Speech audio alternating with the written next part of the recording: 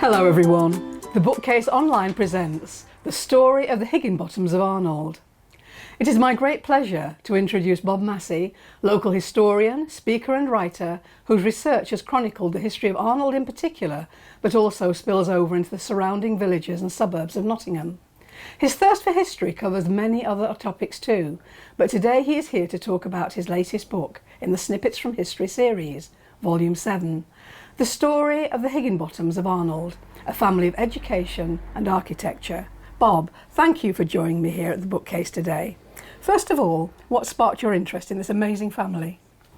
I've been in the theatre business all my working life, and obviously the history of the cinema and the theatre and entertainment generally has always been an interest of mine. So when I moved to Arnold in 1975, I started researching the cinemas and theatres and so on in the Arnold area. Mm-hmm. And it was very quickly became apparent that the Higginbottom family was very important as far as this was concerned.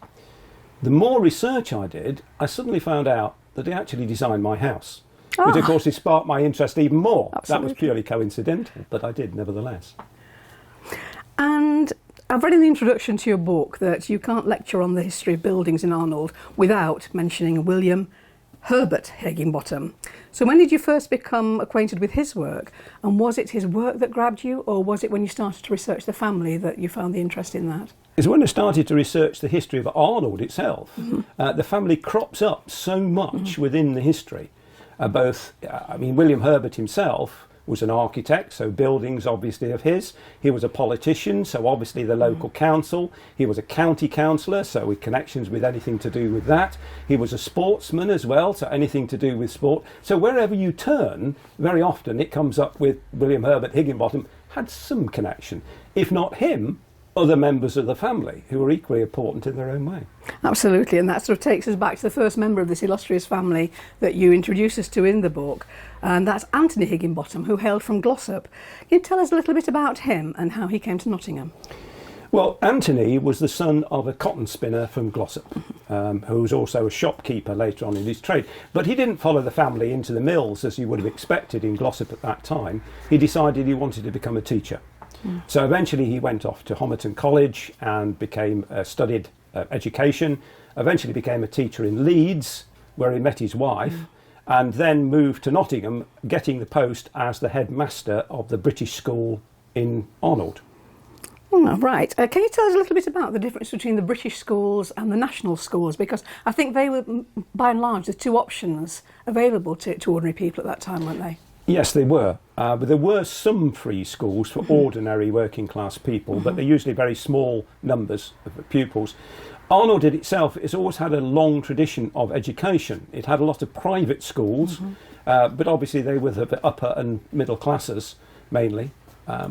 Until then, the first school that we would talk about in the general sense was the national school, which of course was started by the Church of England. The word national meaning that the curriculum was basically the national, covered the whole country. It was the same curriculum. But of course the problem with that was that the national school taught the Church of England, the creed and so on associated with it. Now Arnold, for various reasons, had a very large non-conformist population. Methodist, Baptist, United Reformed, Salvation Army and so forth. And consequently they didn't want to send their kids to a Church of England school. So it was a big movement to start other schools for non-conformist parents, and that's where the British school started. So it was a similar sort of arrangement to the national schools, but for non-conformists. I mean, I know there are still national schools in the area, certainly at Hucknall. I don't know where else, that's but do any of the British schools still exist in that guise, or are they now just part of our general free education? No, most of the national schools either became Church of England schools, divided off from the normal teaching, or else they just got absorbed into the system. When the school boards came into existence in the 1890s, then what happened then was all the schools that were already in existence were absorbed by the board, right, and consequently became government-controlled schools, if you want, except for some opted out and became Church of England schools, which we've mentioned. Now, as was typical in Victorian times, Anthony had a son called Anthony, didn't he? Yes. And this goes on through, and I must admit I became quite confused reading through all the different Anthonys and all the rest of it. But anyway, now his contribution to education in Arnold earned him the respect and the affection of local people. Tell us a bit about his career. Well, as I say, he came to Arnold and became the headmaster of the British school. He'd had quite a extensive knowledge and experience before that. But he took on this role full-heartedly. When he came, he had a son, William Herbert Higginbottom, who was only a month old when they moved. So it's quite a traumatic experience moving and setting up at that time. And he started the school, and it was very quickly oversubscribed. In fact, it was oversubscribed for the whole time that he was actually there because he was such a popular teacher. But he didn't only teach there, he also started other things as well in the school. He started education classes for adults. Remembering at this particular time, very few people could read and write, particularly in the working classes, and there hadn't been much in the way of education locally. So he started classes for that, and then for more advanced subjects as well. Taking on history and geography and engineering subjects, basic engineering subjects, in order to help the people get better jobs. He seemed to be quite a visionary, actually. His idea of education was quite visionary, and he wanted to offer all these opportunities. Not everything curried favour with the Education Board, though, did it? Particularly when he wanted to give opportunities to some of the more academic pupils to learn more subjects. And that's right. He introduced the secondary education was very small. There was hardly any. There were very few grammar schools, which would have been your alternative. And of course, generally speaking, working class people couldn't afford the fees. So he started night school classes and extension classes for the brighter pupils. Now, the trouble with that was that also, of course, there was the other end of the scale. There was the pupils that weren't quite so, that had education difficulties, and he started classes for those as well. Now, both of those, of course, were very unusual for the time. They normally stuck rigidly to this curriculum and just taught to them. Remember, the classes were very large. I was going to say, I think with the numbers they had in classes then, it would have been very difficult in a way to sort of section off a few here and there, but clearly, I say, he saw the use of doing that, the merit in doing that, which is fantastic. We were talking about classes of probably 130 pupils at the time. And mixed ages too, because that was it. I mean, there's one example, for example, the teacher at the school in Mapperley was 19 and she had 150 pupils all by herself. That's it, with no help whatsoever of any sort. So that was typical at the time. So starting these classes was very unusual. But he was very keen on education as a whole and how important it was to how people moved forward and get better jobs and this sort of thing. But the reason that the authorities didn't like it was, of course, they reckoned he was spending time doing this, and his time should be spent on the pupils, teaching them the subjects that basically they were paying him for. Yeah. And what about the adults, and what was on offer for them for the evening classes? What sort of things were they offered? As I say, basic literacy, first of all, and basic arithmetic. Now, chances are you couldn't become a charge hand in a factory or a foreman and so on unless you got at least a reasonable education. You had to be able to read and write, you had to be able to add up, just basically to do that. So the chances of promotion, no matter how good you were at your job, was limited if you hadn't got these skills. So that was quite important for their advancement, even if they were doing an apprenticeship. Locally, there was lots of factories, and consequently, there was a great need for these sort of movements forward, if you like. Now, his wife Elizabeth, she also wanted to help by offering the girls domestic economy lessons. And even that was deemed to be, what was the phrase, of no value. And yet, surely at that time, that would have been a tremendously valuable thing for girls to learn. It was, but of course the authorities, which unfortunately I should say this was mainly men, generally thought that was up to the mothers to teach them. Right. The mothers should know everything there is about that and teach them. Well, in some cases that's true, but there's a lot that could be taught to them that mothers didn't know for one or two reasons, because they'd never been taught themselves. So consequently, it was something that was important, but the authorities didn't think so. Now, I was surprised to see that helping out in the classes, sometimes there were untrained teachers and those in training, and they were paid on results. Now, I know a big topic in schools today is very much about the value added, because so much it depends on the progress that children make, and yet obviously in different areas they're going to start at a much lower level of education than in others. What did Anthony do for the people that were in that position, that were being paid on results when they were dealing with children that were really not going to be very capable? Well, going back to his early days, he taught in independent schools, he taught in state schools, he taught in institution schools. So he had a whole range of experience of pupils and experiences. And one of the things that he did was that obviously all the teachers were paid by results, which he felt was bad because of, we've just saying, there was good, very bright pupils, there were ones with not so bright. And he felt that that wasn't fair, particularly the areas. So he started to get involved in what we would call today a union, which was the the Nottingham Professional Teachers Association, which is the beginning of a union. And he felt that teachers were hard done by, because if they were dismissed because they weren't doing a good job or whatever, they got no comeback at all. They were just, that's it, they're instantly out of work. And he thought this wasn't right, because a lot of them were very good teachers. So he started the association, and they started raising funds to pay a lawyer to actually take up their cases. So wrongful dismissal cases, as we would possibly call them today. And they're doing things like that. And he would support them and find and support. He became known very well in education, so well known, in fact, that it wasn't just Arnold and Nottingham, it started to spread out into the country, particularly through him attending conferences and other things like this through the association. In fact, what happened with him as well was the Teachers Association actually amalgamated and eventually became the NUT, the National Teachers Union, and he became the local president. So he's well known in that.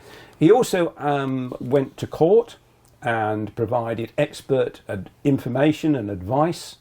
I mean, for example, one local school, the Lily School in Woodthorpe, was started because the national school wasn't doing a very particularly good job, and again with that, and he supported them because they were being taken to court, the parents that is, for not sending their children to the national school.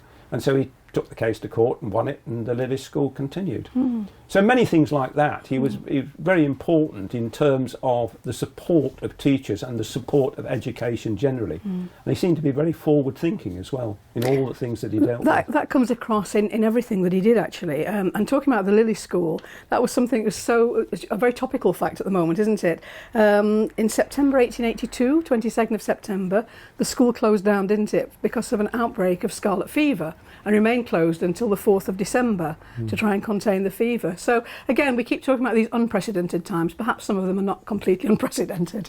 No, I mean, disease was quite common in those days. I mean, children with most of the common diseases that we put down to children today, which they rarely get because of inoculations, people were off with them all the time. And of course, it would spread through the school very rapidly.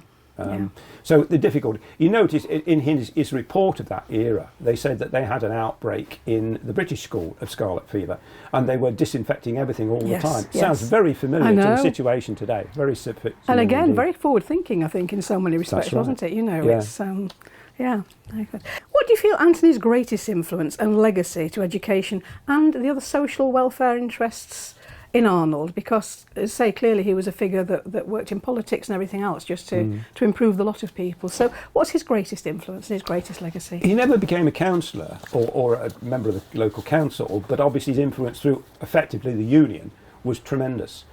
His education in the broadest sense was important, and particularly his education of adults.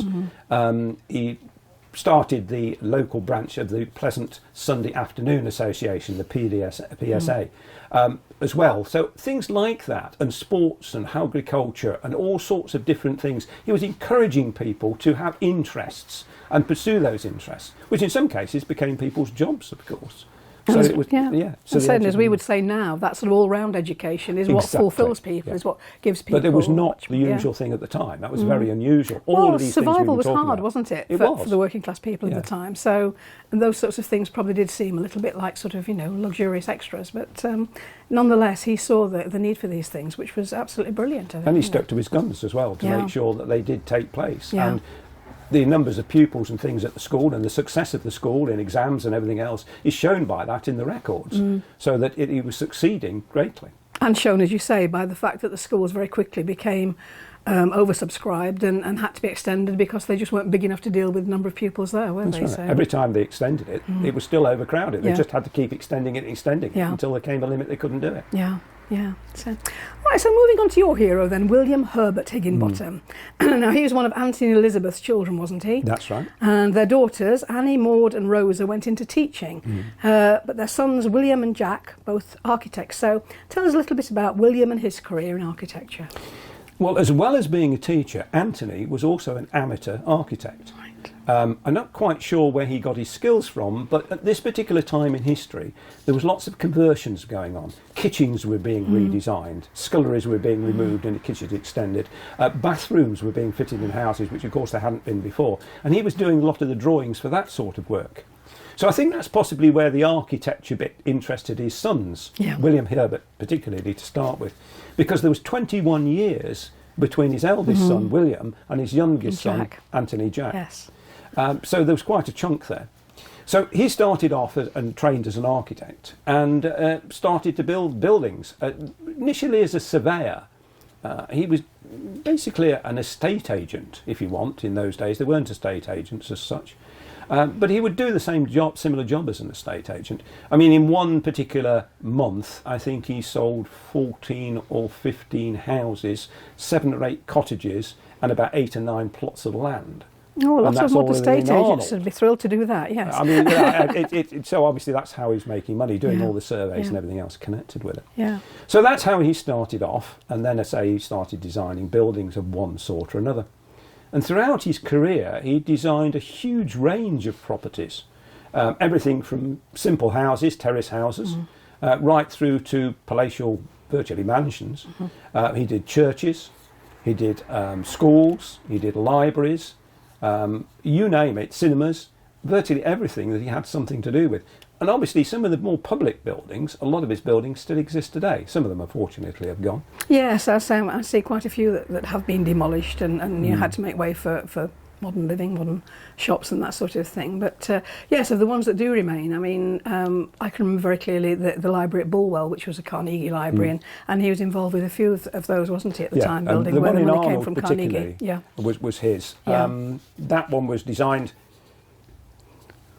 It was the best of the sort of buildings around. At the time, Arnold was a fairly mundane sort of place. There weren't many big buildings of any sort. And so obviously that was one of the first ones that was a piece of architectural interest. This is other than churches, of course. And it won awards and so on. But unfortunately, it got pulled down. And Sainsbury's was built in its place. Yeah. Which is now Wilco's. Absolutely. Going back to John Swift. John, was he John or Jonathan? John Swift. Yeah. The two families were very much entwined, weren't they? From the point of view of friendships and ultimately marriages and would have known each other very much through their chapel going, wouldn't they? That's right. They're both members of Ebenezer Chapel, which was on the site of where Arnold Methodist Church is now. Yes, the families were very interlinked. The story of John Swift or Jonathan Swift is very interesting because he originally was a Methodist minister, gave up the ministry, went into horticulture and growing vegetables and so on, and then gave that up and became an architect.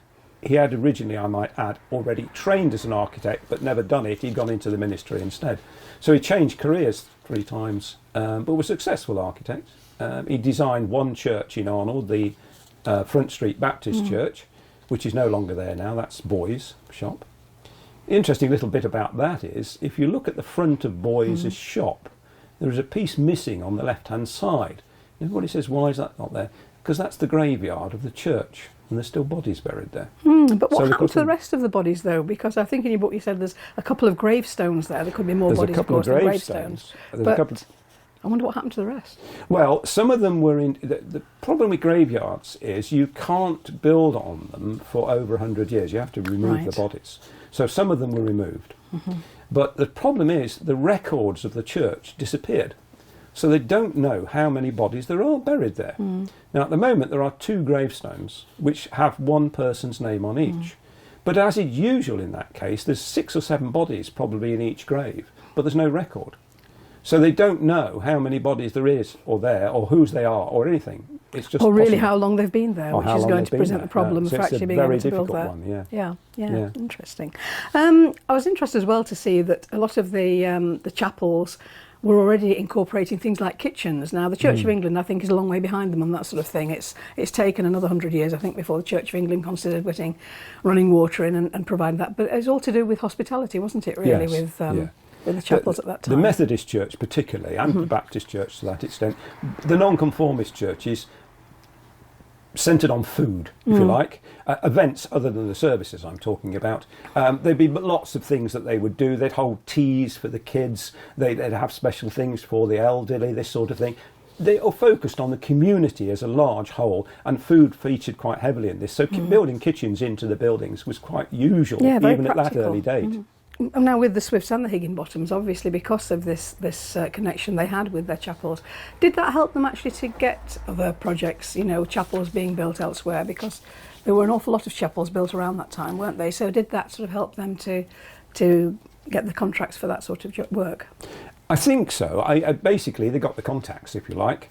They're members of the church, they're well respected, they were people who'd be trusted and people who would actually understand what was needed by nonconformist Baptist, Methodist chapels, because they were actually members of them. They knew how the system worked, they knew what was required and so on. So it was obviously a good idea to employ an architect or a surveyor or anything that was connected with that. Yeah, it must have been great help to them, actually. Now, apart from extending schools and building chapels, of course, as we came into the 20th century, the cinema started to arrive. So tell us a little bit about the cinemas and their influence on the design of some of those buildings. Well, film first came to this country in 1895, and it was basically a fairground exhibit. The big shows. It was one of the things that went round fairs. Eventually, they started showing films in old shops and things like that. They just stick a sheet up, bung the projector in the middle of the room, and that's it. And just use it. Then regulations started to come in because there'd been a series of fires. So they had to build buildings specially to show films, as in cinemas. But again, they simply followed the same pattern. They were basically like an old church or an old schoolroom or something that was reused, and they were very simple in construction. The first one that Jonathan Swift did in Arnold was the Electric Picture Drome, and that one was basically a timber and brick building with a tin roof. Well, wonderful when it rained, yeah. Absolutely, yes. It's a good job the films were silent. The problem is, though, of course, the films were not silent, as in there was no noise at all. You've got a person playing the piano or something else. Yeah. And very often in some of the films, especially if they're travelogues, you've got somebody standing up front describing, telling you what was going on, called a describer. So they weren't silent in that sense, but in the rain, of course, you wouldn't hear a thing. And that was part of the problem. But that was the very basics. And nobody had an idea about cinemas because they'd never been in existence before. And that first one was built in 1911, so it's very early on in the cinema thing. So when the next one comes along, which is the following year, 1912, William Herbert was asked to design this cinema by Joe Wardle, who was a local businessman.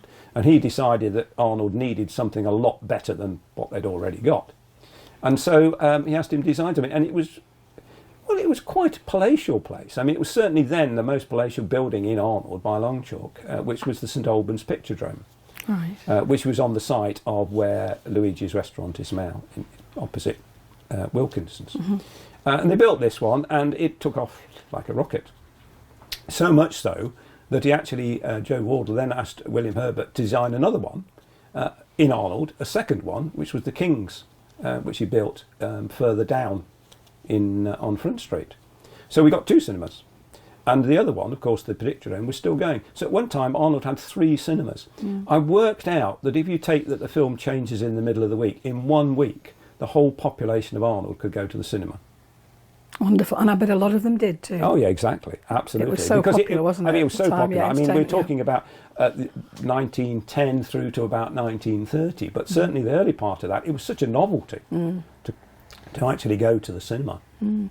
Does anything remain of the cinemas that they built, or have they been completely demolished as well? No, there are, in so much as what happened next was the St Albans Picturedome was too small. And this is 1929 now, so time's moved on. Unfortunately, William Herbert was ill at this time, or otherwise he would have done the work. But a chap called Grimwood was actually asked to redesign it. But he designed it round the outside of the St Albans Picturedome, and the Picturedome kept on going while they were building the other one round the outside of it. They only closed it for 10 weeks while they put a balcony in and altered the building. So that one was around for a time, and it became the Bonington Theatre. Oh, right, yeah. But that wasn't just a cinema, that was a full-blown theatre, about the size of the Theatre Royal, in terms of the size of the stage anyway. It was a really large theatre. But towards the end of its life, it was only ever used as a cinema. But one cinema, one of William Herbert's cinemas, still exists, and that's what was the Victoria Cinema in Carlton. Now, that one's now a Pentecostal church. So it's quite interesting that it's a building. Change of use. Well, it's a change great, of use, isn't it? but it's also the fact that William Herbert designed cinemas and he designed theatres. Yes. There's the only one where there's one building that's actually performed both functions, and it's one of his designs. And that one still exists locally. But as I said, it's now been converted into a church, as quite a few cinemas were. Yeah. I mean, I always remember we had Roy Strong come here once and was talking about how important it was to use, I mean, churches and chapels were the biggest buildings in the area usually, and so to make them, multi-use just made a lot of sense. And again, I think particularly with the Church of England, we've been a bit slow getting on board with that sort of thing, and so hopefully, that sort of thing will prevail a little bit more now. I think that the Methodist, Baptist and so on churches were more designed around the community and so multifunction, whereas the Church of England was designed more around services and the architecture of the building. And it's a slightly different approach, but it's different for the different face, really, I suppose.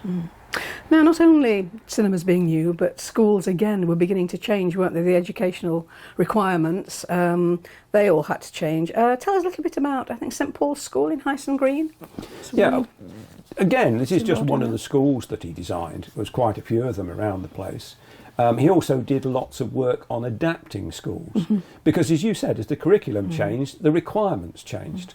There was also changes in the law and about the amount of space that pupils were allowed. I mean, they crammed as many in as possible to start with, and obviously, as the laws changed, that changed the use and functions.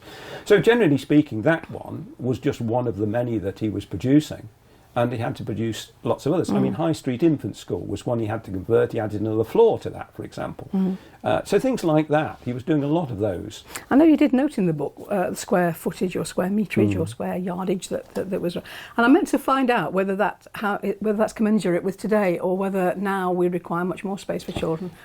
We know a lot more. I think the interesting bit is the amount of money that was allowed. It was basically £5 per pupil in terms of space. Yes. It's now £11,000 per pupil for space. Yeah. So that shows you. I mean, obviously that's difference in £5 in yes, money in those days yes. is an awful lot more than it would appear on the surface. But nevertheless, it is the amount of money that goes into supplying the facilities or whatever for the pupils. Now, he also designed some public baths, which again was so necessary at the time, wasn't it? As you say, bathrooms were beginning to come into some homes, but not everyone had them. So there were public baths. Like I said, I've already mentioned libraries, but yes, and libraries. Now again, there was a little bit of reluctance, wasn't there, for public libraries in some respects initially. I think it was Carnegie that sort of enabled more people to be able to come and use books and provide books. But initially, there were far fewer books, weren't there, available to the public. I think it's the old idea going back to the 18th century that you didn't educate the poor. Because if they knew what was happening, they wouldn't like it. It was as simple as that. They were kept in their place by lack of education. But obviously, there's a large number of people that thought that was ridiculous for the reasons I said earlier. Going back to Anthony Higginbottom, was one of the first people to start that locally because he started a library within the British school, a small one. donated books and so on, and they actually started that. And then Carnegie came along, and of course they built the Carnegie Library, which we've mentioned before. I mean, that started off with about 2,000 books originally, 250 books originally, and then up to about 2,000. And I think it was up to about 37,000 or something at the end when it closed, the same building. Yeah. So it must have been crammed. Yeah. But you didn't go in and get your books. You went to a desk, you looked at a catalogue, you chose which books they went and fetched it for you. That was it. A bit like it is now, to be actually fact. Just again because of pandemics. Exactly, yes, it is. Don't touch the books. Yeah, that's right, it's gone back to that. Yeah. Are there any descendants of the Higginbottoms around in the area still today? Do you know? No. I am in touch with 2 descendants. Now, the reason I say no is that the situation is very few of them got married. Right. Now, if we take Anthony and Elizabeth's children, we mentioned they had 4 daughters and 2 sons. Of those, only 2 of those children actually married.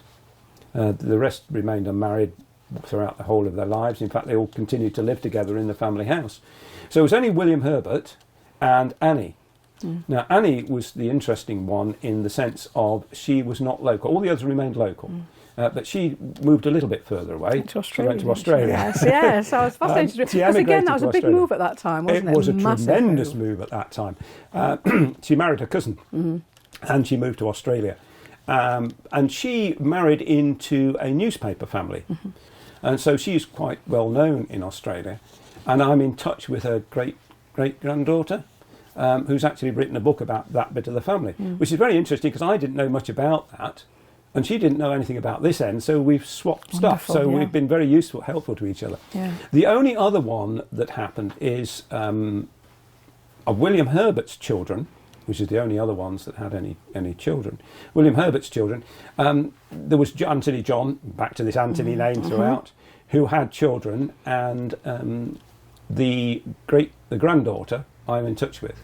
She lived in the south of England, and she's a hairdresser and makeup artist, quite well-known one. And I've been in touch with her. But those are the only ones that I know of that are still in existence, because the most of the ones didn't have children, or the children have subsequently died, and no other. And Annie's children out in Australia, didn't several of them have their own sort of little newspaper empires? Right. Yeah, they did. You know, different parts of the country. The sons all inherited parts of their father's empire and then expanded it in different ways. So yeah, that family's still going strong. The Australian one is probably the largest section of the family, whereas obviously we've only got the ones that from William Herbert's children, in which case only one. Hilda Margaret, his daughter, married into the Morley family, but she didn't have any children. So that was the end of that particular section of the family. It's a shame, isn't it? It is, given they've been such a massive part of it. So, to conclude, sum up for us the contributions that these families made to Arnold and the surrounding areas, and how should we remember and celebrate them? Well, architecture we've been talking a lot about. Education we've talked about with Anthony, but there's a bit more to it as well. You'd got Rosa and Maud, who were the 2 headmistresses of 2 of the important schools in Arnold as well. So they've got their father and they've got 2 daughters as well, all in education locally.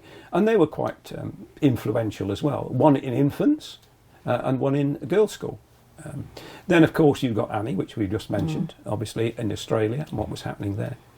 So you've got education, generally speaking, they were ahead of the time.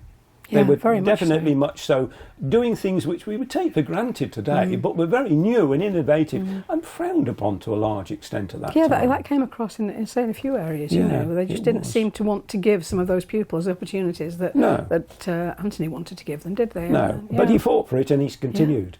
As far as the 2 brothers, we haven't mentioned much about Anthony John, who's normally called Jack, which is William's brother, who carried on the business. After Anthony died, after William Herbert died, he carried on the business, so architecture and everything else as well, and he's responsible for quite a few buildings. The problem with Jack is we don't know how many buildings, because most of the drawings went out as William Herbert Architects, which was the company name, but it may well have been John that actually did them, because we know some of them were going out at the time when William Herbert was too ill to do the work. He also had various assistants as well.